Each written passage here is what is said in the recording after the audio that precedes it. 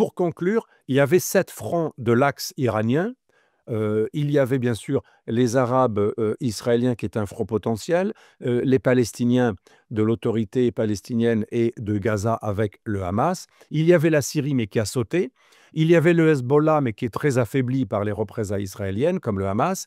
Et il reste l'Iran, les Houthis et les Irakiens en bon état. En quelque sorte, entre guillemets, dans l'axe iranien, il reste 3 fronts en bon état.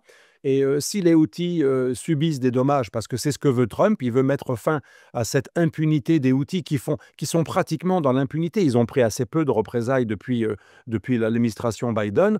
Là, il restera que l'Irak et l'Iran véritablement en état, comme pas parmi les fronts opérationnels dans le cadre éventuel d'une guerre entre Israël et l'Iran. Et c'est quoi la conclusion? C'est que quand il restera que 2 fronts, l'Iran et l'Irak, ce qui c'est presque le même parce que là c'est soudé, c'est vraiment très très proche, eh bien le moment sera venu pour Israël d'attaquer l'Iran.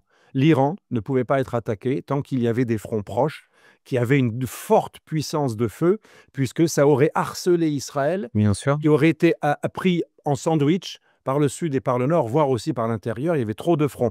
Maintenant que ces fronts du sud, et les plus proches d'Israël, Syrie, Hamas, Gaza et Hezbollah au Liban, et si les Houthis, qui eux-mêmes parfois envoient des projectiles qui arrivent à atteindre plus ou moins le territoire israélien, si ce front-là est détruit, ce que veut Trump, la porte sera ouverte, ce sera la fenêtre de tir pour pouvoir attaquer l'Iran, pour l'empêcher d'avoir le programme nucléaire.